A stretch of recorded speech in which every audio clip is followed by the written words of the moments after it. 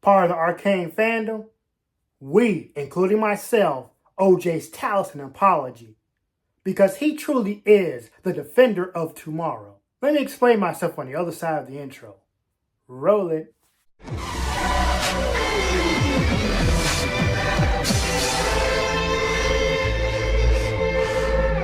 Quanta Filmations. Unique as in the eye of the beast.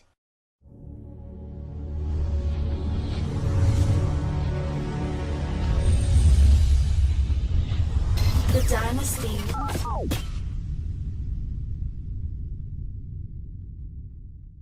I welcome you to CJ&L World, bringing you the news not just in our reality, but in that of mankind's fictional multiverse. I'm your host, JG Traveler. Today we're reviewing the final act of Arcane Season 2. The first episode, episode 7, I was getting vibes from this show right here. If you haven't seen it, it's also on Netflix. It's called Travelers. Basically, people from the future are trying to prevent a series of cataclysms from destroying the world. And how they do that, they have this technology from this AI that is putting people in the future in the minds of those in the past. When I saw this would happen with Echo and probably Heimerdinger, that reminded me of the Travelers. Then they explained to you this is a world where Hextech didn't even exist. And so if it didn't exist, and when you look at the alternate reality applications of it, there was an explosion, and technically Vi and Jace should have been killed in that explosion. Well, in this dimension they were, and Hextech never existed. However, the fragments of that Hextech crystal was still there, and Echo used that to create his time travel device, which is a zero drive. This scene right here, some of the fandom may think that, okay, in this dimension, Echo and Powder were a thing. In the video game, there actually is a line that hints toward the fact that Echo had a crush on Jinx. I had a crush until you started talking to the gun. Before we go any further, and this is a really big time warp indeed, to the future that is. I was right about that part. Jace was probably thrown into the future of some apocalyptic world. You see a world destroyed by Hextech, and the only people who are around, well, actually not even people. They're nothing but machines. So this is like maybe a Terminator worse scenario. And so then he runs into some guy that they don't reveal who he is. He is sent back to the moment that Victor was basking in his glorious evolutionary light, and he put him on a t-shirt. How did that work out for you? And I know that the fandom said, oh, Jace is wrong for that, but that was without context.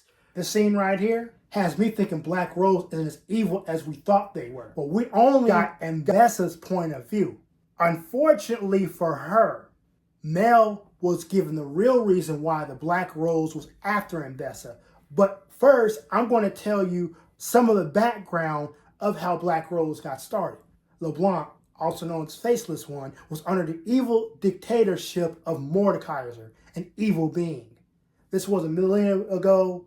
I believe Noxus was still in tribes. Her, Vladimir, and a couple others, they took him down. But in this situation, and the truth of the matter was, Kino, he found out about his mom's infidelity, and she had him killed. Mel, in this situation, gets her revenge. Here I'm thinking that, Ambessa has this noble mission, and she's been corrupted. She sends Mel to Piltover for Noxus to have a foothold in Piltover's council. When they do invade, Piltover may be one without a fight that saw this, or they could just read the tea leaves. Jace was there in the future if Victor tried to enact his glorious evolution. Looking at that, the Black Rose knew something like that was going to happen.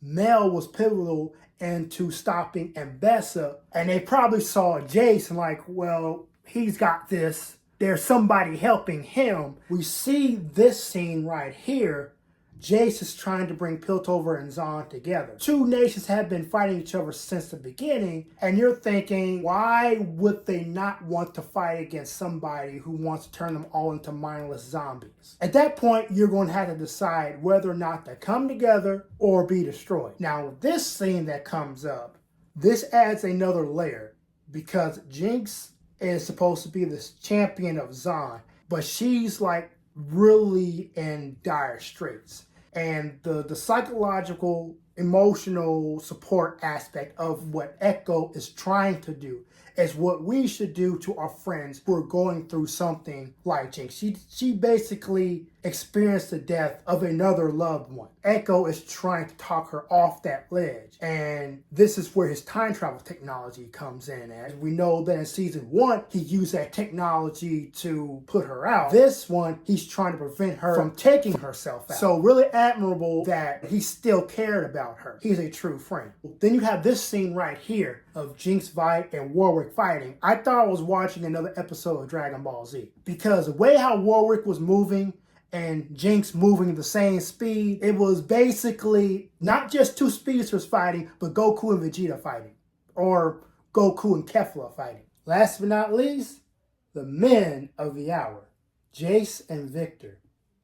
This whole time I was thinking, how is Jace going to bring Victor back from the dark side?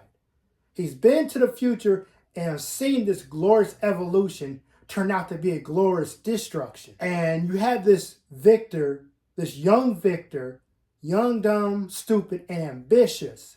The identity of this hooded white-robed man being Victor himself. So you see this remorseful, sad Victor, that his so-called glorious evolution wasn't all that he thought it to be. I'm thinking this whole time, you have Jace and a future Victor. How are they going to convince a younger Victor who still thinks that his glorious evolution is going to work? If he sees the future, is he going to change his path? And seeing this scene right here, that's exactly what happened. He tried to kill Victor. That didn't work. When you see what Jace was trying to do, he was trying to talk Victor off that proverbial ledge, that brink of destruction. And he winds up doing that. It was a heartfelt moment that I believe Riot Games was driving home. How we had with Echo and Jinx. Even though she was crazy as she was, he was still a friend to her and tried to help her to the very end. With Victor and Jace, Jace did the same thing. With this person that has been sitting, I would say, at the end of humanity, of the end of time with Piltover and Zahn,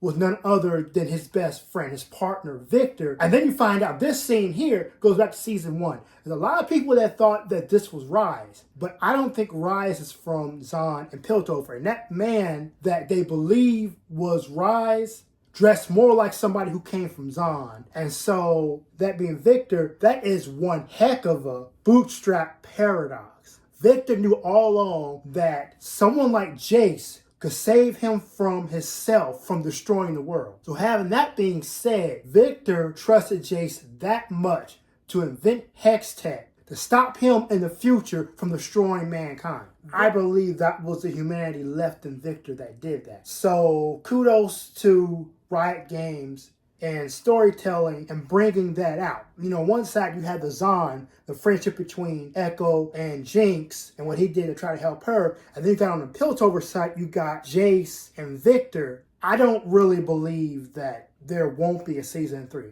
I might be wrong, but hear me out. Arcane did really well, and it's because of their writing.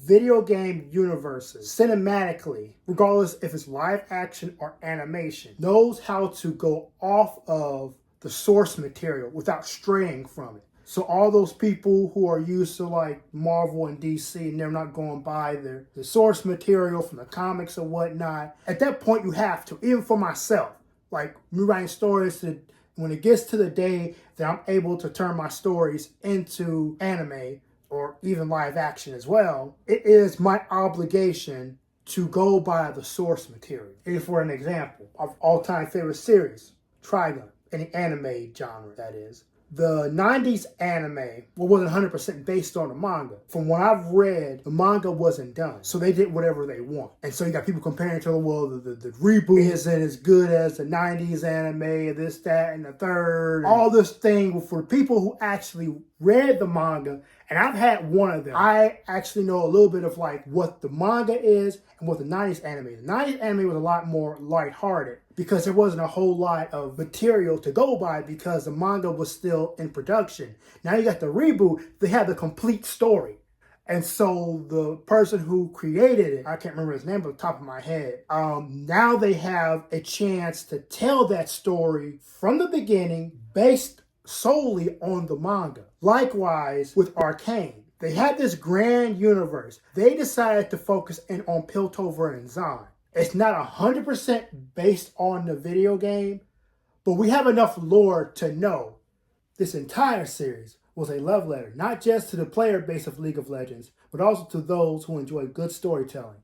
And it is an inspiration to people like me and others who work in the entertainment industry, writing stories, making movies, and shows as well.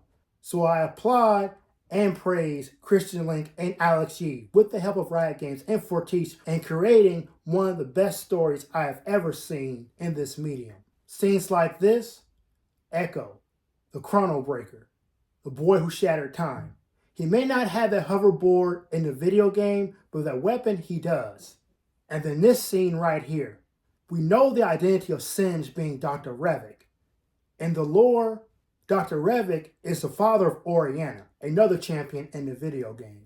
In conclusion, to all my fellow content creators that have also watched this series, keep on trucking. We also see that stories like these can enhance our worldview, those of us who write stories, to be able to put out good ones. So until my next video, I'll see y'all later.